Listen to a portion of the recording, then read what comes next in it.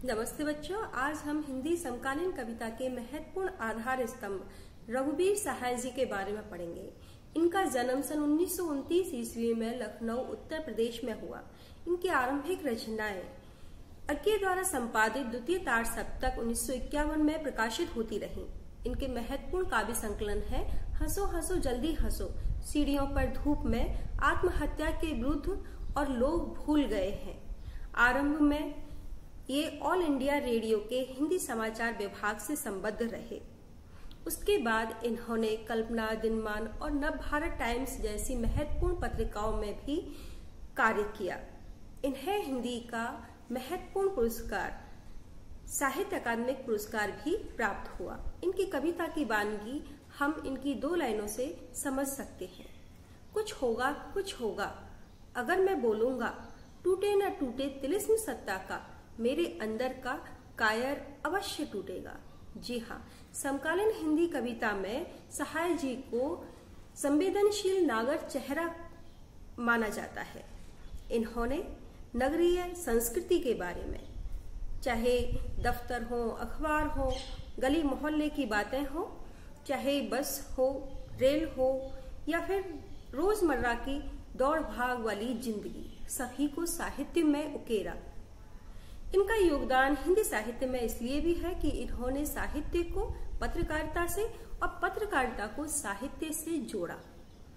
जी हाँ, इनके काव्य में आगजनी, हत्या, लूटमार, राजनीतिक भ्रष्टाचार, छल छद्म भरा पड़ा है, लेकिन उसका मूल उद्देश्य सनसनीखेज रिपोर्ट तैयार करना कतई नहीं है, बल्कि आत्मान्वेषण को बढ़ावा देना है। ये सोचना और सोचने पे मजबूर होना कि क्या हम ऐसा समाज, ऐसी संस्कृति चाहते थे, और अगर हम ऐसा नहीं चाहते थे तो इसे कैसे एक सभ्य समाज के रूप में, आदर्श समाज के रूप में कैसे बदला जाए। रघुवीर सहाय जी के दोनों पैर वर्तमान में गड़े हुए थे, यानी वो यथार्थ को, हकीकत को बहुत अच्छी तरह से समझते थे। काल्पनिकता की कोई जगह नहीं थी उनके साहित्य में, इसीलिए उनके काव्य में मार्मिक उजास है, यानी मार्मिक उज्ज्वलता है, यथार्थ की खुरदरी मुस्कान है। सहाय जी का योगदान इसलिए भी माना जाता है कि उन्होंने हिंदी साहित्य में लघु मानव की प्रतिष्ठा की, यानी समाज ने जिन समस्याओं को, जिन लोगों को हाशिए पर लाकर के खड़ा कर दिया था, रघुवीर सहाय जी ने उसे कविता में महत्वपूर्ण स्थान दिया। पूंजीपति, शोषक वर्ग या अमीर लोगों को जो तवज्जो मिल रहा था, ताकतवर लोगों को जो प्रतिष्ठा समाज में मिल रही थी, किसी की उनके खिलाफ बोलने की हिम्मत नहीं थी, ऐसे समय में रघुवीर सहाय जी ने उनके खिलाफ मोर्चा खड़ा किया, आम आदमी की आवाज को बुलंद किया, विद्रोह को सशक्त किया। यहाँ हम रघुवीर सहाय जी की महत्वपूर्ण कविता कैमरे में बंद अपाहिज पढ़ेंगे, जो लोग भूल गए हैं काव्य संग्रह से ली गई है। यहाँ बहुत ही सरल और अनायास वाली शैली में रघुवीर सहाय जी ने समाज की विडंबना को एक कविता के माध्यम से हमारे सामने प्रस्तुत किया है। मीडिया, जिसका मूल कर्म समाज का वास्तविक चेहरा लोगों के सामने लेकर आना था, लोगों के मन में करुणा, संवेदना जगाना था, लेकिन वास्तव में कारोबारी दबाव के चलते लोकप्रियता और प्रसिद्धि प्राप्त करने की चाह में मीडिया अपना मूल उद्देश्य भूलती जा रही है, और किस तरह से समाज के एक अपाहिज वर्ग के प्रति उसकी जो संवेदना होनी चाहिए थी, करुणा होनी चाहिए थी, वह किस तरह से क्रूरता में बदल जाती है, उसे बहुत ही मार्मिक शब्दों में यहाँ पर इस कविता में रघुवीर जी ने प्रस्तुत किया है। तो आइए शुरू करते हैं। कैमरे में बंद अपाहिज, इस कविता में कवि ने एक टीवी चैनल के द्वारा अपने स्टूडियो में एक अपाहिज व्यक्ति को किस तरह से बुलाया जाता है और उसकी विकलांगता का किस तरह से मजाक उड़ाया जाता है। एक बड़े वर्ग की, एक दर्शक वर्ग की संवेदना प्राप्त करने के लिए उसे रोने पर मजबूर किया जाता है, और ये सब इस तरह से होता है कि अपाहिज व्यक्ति अपनी विकलांगता से परेशान नहीं होता है, बल्कि मीडिया वालों के व्यवहार से आहत होकर के रोने लगता है। तो यहाँ पर मीडिया वालों की मानसिकता पर करारा व्यंग किया गया है। हम दूरदर्शन पर बोलेंगे। यहाँ हम शब्द आया है मीडिया वालों के लिए, टीवी चैनलों वालों के लिए। तो हम दूरदर्शन पर अपना कार्यक्रम प्रस्तुत करेंगे। हम समर्थ हैं, हमारे पास रुपए, पैसे, धन दौलत की कोई कमी नहीं है। शक्तिवान, हम ताकतवर हैं। ईश्वर ने हमारे सारे अंगों को बखूबी बहुत अच्छे ढंग से बनाकर हमें दिया है। हम एक दुर्बल को लेके आएंगे, एक कमजोर, एक अपाहिज, एक लाचार व्यक्ति को हम अपने शो में लेकर आएंगे। एक बंद कमरे में शूटिंग होनी है।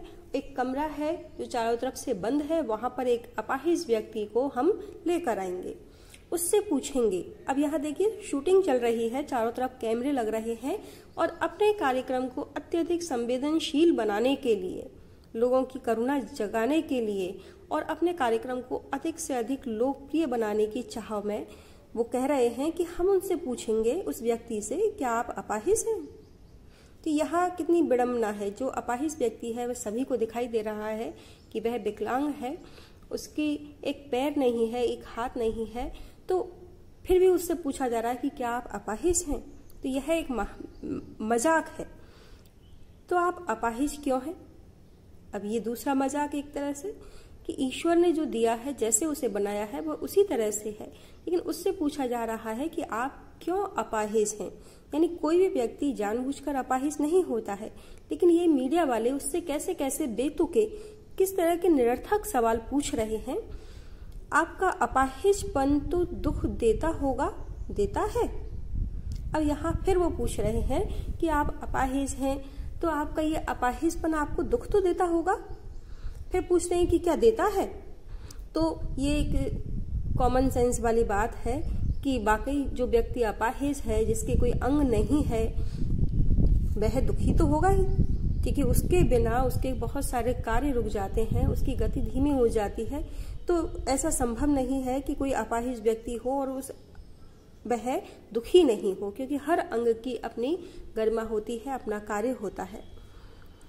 कैमरा दिखाओ, इसे बड़ा बड़ा। हाँ, अब ये कोष्टक में ये जो शब्द दिया गया है, कैमरा दिखाओ, इसे बड़ा बड़ा, यानी उस अपाहिज व्यक्ति के ऊपर फोकस किया जा रहा है, उसे बड़े रूप में दिखाया जा रहा है, दर्शकों का ध्यान उसकी ओर आकर्षित किया जा रहा है। फिर उससे से पूछा जा रहा है, हाँ तो बताइए आपका दुख क्या है, जल्दी बताइए, वह दुख बताइए, बता नहीं पाएगा। अब यहाँ उसे भावुक किया जा रहा है, उसे रोने पर मजबूर किया जा रहा है, क्योंकि अगर वह एक बार रो देगा तो उनका कार्यक्रम प्रसिद्ध हो जाएगा। तो बताइए आपका दुख क्या है, जल्दी बताइए, वह दुख बताइए आपका जो आपको अपाहिज होने पर होता है।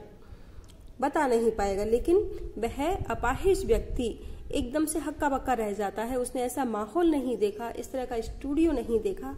वह एक बार अपने अपाहिजपन को भूल करके और हक्का बक्का इधर उधर देख रहा है। सोचिए, बताइए आपको अपाहिज होकर कैसा लगता है? कैसा यानी कैसा लगता है? तो यहाँ पर उस पर दबाव डाला जा रहा है, उसको तनाव में लाया जा रहा है कि आप सोचिए आपको कैसा लगता है। आप अपाहिज होकर आए हैं संसार में, तो कैसा आपको, कैसी अंदर से कैसी भावना आती है, यानी कैसा लगता है? हम खुद इशारे से बताएंगे कि क्या ऐसा। अब देखिए, उसके अपाहिज के चारों तरफ कैमरे लगे हुए हैं, उसकी शूटिंग हो रही है, उसका चेहरा दर्शकों को दिखाई दे रहा है, लेकिन एक व्यक्ति जो उसकी शूटिंग कर रहा है, तो वह दूर खड़ा होकर के बताना चाह रहा है कि क्या आपको ऐसा लगता है। वह उसे इशारे से बता रहा है कि सोचिए ऐसा लगता है, यानी ये एक बेतुके ढंग से वो उसके अपाहिजपन का जैसे मजाक उड़ा रहा है। सोचिए, बताइए, थोड़ी कोशिश कीजिए। उसको वह इशारे से बता रहा है, क्योंकि वह बोल नहीं सकता, इसलिए इशारे से बता रहा है कि क्या आपको ऐसा महसूस होता है, आप अपाहिज हैं। तो फिर दूसरी तरह से दूसरी भाव भंगिमा बनाता है कि क्या आपको ऐसा महसूस होता है। थोड़ी कोशिश कीजिए, यह अवसर आप खो देंगे। अब अपाहिज से कह रहे हैं कि कोशिश करो, क्योंकि इस समय बहुत सारे लोग तुमको टीवी पर देख रहे हैं, बहुत सारे श्रोता दर्शक तुम्हें देख रहे हैं, सुन रहे हैं, तो आप ये अवसर खो देंगे। फिर ऐसा अवसर नहीं मिलेगा अपनी विकलांगता को दिखाने का, अपने अपाहिजपन का बखान करने का ऐसा अवसर नहीं मिलेगा। आप जानते हैं कि कार्यक्रम रोचक बनाने के वास्ते हम पूछ कर उसको रुला देंगे। अब यहाँ कवि उन मीडिया कर्मियों की तरफ से ही कह रहे हैं कि ऐसा करके हम पूछ कर उसको रुला देंगे। हम इतनी जोर जोर से बोलेंगे कि वह हक्का बक्का एक गरीब व्यक्ति, एक लाचार व्यक्ति, कमजोर व्यक्ति हमारे दबाव से, हमारी बातों से एकदम सहमा सा, डरा सा हमारी बातें सुन कर रो देगा। इंतजार करते हैं आप भी उसके रो पड़ने का? करते हैं? यह प्रश्न पूछा नहीं जाएगा। हाँ, ये प्रश्न नहीं पूछा जाएगा। हो सकता है हम सारे दर्शक जो टीवी देख रहे हैं वो उसके अपाहिजपन को देख करके कोशिश कर रहे हैं कि ये शायद अब रोएगा, ये व्यक्ति अब रोएगा क्योंकि ये विकलांग है, अपाहिज है। यानी यहाँ पर हम अपाहिज व्यक्ति के अंदर से कमजोर होने की चाह कर रहे हैं कि वह शायद रोएगा सबके सामने कि मैं अपाहिज हूँ, विकलांग हूँ, मुझे ये दुख है, ये दर्द है, या मैं अपना जीवन कैसे जीऊं। फिर हम पर्दे पर दिखलाएंगे फूली हुई आंख की एक बड़ी तस्वीर, बहुत बड़ी तस्वीर, और उसके होठों पर एक कसमसाहट भी। आशा है आप उसे उसकी अपंगता की पीड़ा मानेंगे। हाँ, अब यहाँ पर कवि कह रहा है कि फिर हम यानी हम मीडिया कर्मी उसको पर्दे पर दिखाएंगे। पर्दे पर यानी टीवी पर हम उसे दिखलाएंगे उसकी एक फूली हुई आंख, उस आंख की बड़ी सी तस्वीर, यानी उसको क्लोजअप करके उस कैमरे को और उसके पास ला करके, उसके चेहरे के पास ला करके उसको दिखाएंगे। उसके होठों पर एक कसमसाहट, एक दबदबा सा है, एक कसमसाहट सा है, जैसे अंदर कुछ चल रहा है, वह कुछ कहना चाहता है लेकिन अभिव्यक्त नहीं कर पा रहा है, तो एक छटपटाहट सी उसके होठों पे दिखाई दे रही है। आशा है आप उसे उसकी अपंगता की पीड़ा मानेंगे। अब यहाँ देखिए कितना बड़ा व्यंग किया है कवि ने कि हम ये सोचेंगे, यानी दर्शक सारे ये सोचेंगे कि ये जो उसके होठों पे कसमसाहट है, एक अजीब सी बेचैनी है, ये शायद उसके अपाहिजपन के कारण है। ये उसकी जो फूली हुई आंख है, ये शायद उसके दुख की वजह से है, वह बहुत रोया होगा इसलिए है। लेकिन हम ये नहीं जानते कि वास्तव में मीडिया वालों ने उसको इतना प्रताड़ित किया है कि वह उस दुख और दर्द की वजह से रो करके उसकी आंखें फूल गई हैं, अपने अपाहिजपन की वजह से बिल्कुल नहीं। एक और कोशिश, दर्शक धीरज रखिए, देखिए हमें दोनों एक साथ रुलाने हैं। अब यहाँ पर मीडिया वाले फिर से एक और कोशिश कर रहे हैं, यानी अपने कार्यक्रम को रोचक बनाने के लिए मीडिया वाले कुछ भी परोस सकते हैं और किसी का दुख दर्द भी बेच सकते हैं। बस उनका अपना स्वार्थ पूरा होना चाहिए। अपने कार्यक्रम को प्रसिद्धि दिलाने के लिए वो किसी को भी किसी भी सीमा तक, किसी भी हद तक प्रताड़ित कर सकते हैं। तो वो कह रहे हैं कि हमारी एक और कोशिश है कि दर्शक धीरज रखिए, थोड़ा सब्र करिए, देखिए हम आपको और इस अपाहिज व्यक्ति को एक साथ रुलाना चाहते हैं। हमें दोनों एक साथ रुलाने हैं। दोनों कौन? एक तो दर्शक और दूसरा वह है अपाहिज व्यक्ति। तो ये कह रहे हैं, यानी आजकल दर्शक भी यही चाहते हैं कि वह अपाहिज व्यक्ति रोकर दिखाए। हमारे समाज की यही विडंबना है, जबकि हम सभी जानते हैं जो अपाहिज और विकलांग होता है उससे उसके अपाहिजपन के बारे में ज़्यादा बात नहीं करनी चाहिए, बल्कि उसके हृदय की जो मजबूती है, जो उसके अंदर जो विलक्षण प्रतिभा है, उसके बारे में हम बात करें। क्योंकि ईश्वर जिनका कोई अंग नहीं देता है, जिनको अपाहिज बना करके भेजता है, उसे कुछ न कुछ विलक्षण शक्ति भी प्रदान करता है। तो हम उसमें अपाहिजपन ढूंढने के बजाय उसके अंदर के मनोबल को बढ़ाएं, उसकी शारीरिक जो शक्ति है अन्य परिप्रेक्ष्य में उसके बारे में बात करें तो उसे अच्छा लगेगा। आप और वह दोनों, कैमरा बस करो, नहीं हुआ रहने दो, पर्दे पर वक्त की कीमत है, अब मुस्कुराएंगे हम। लेकिन हम चाहते हैं कि आप और वह दोनों रोएं, आप यानी दर्शक और वह यानी अपाहिज, तो दोनों रोएं, लेकिन नहीं हुआ। वह अपाहिज जिस तरह से फूट फूट कर रोना चाहिए था उस तरह से नहीं रो पाया। ठीक है, लेकिन अब बस करो, कैमरे को हटा लो। कोई बात नहीं, नहीं हुआ, क्योंकि इस पर्दे पर वक्त की कीमत है। यहाँ पर फिर दोबारा से व्यंग किया गया है, यानी हमारे पास इतना वक्त नहीं है कि हम अपाहिज और विकलांग व्यक्ति को इतना समय दे पाए। इन लोगों के लिए समय है ही कहाँ। हम फिर दूसरा कार्यक्रम शुरू करेंगे, तो अब समय नहीं है, इनको हटाओ हटाओ। हम मुस्कुराएंगे, अब हम मुस्कुराएंगे, क्योंकि हमारा जो कार्यक्रम था वो पूरा हो चुका है। आप देख रहे थे सामाजिक उद्देश्य से युक्त कार्यक्रम, बस थोड़ी सी कसर रह गई। धन्यवाद।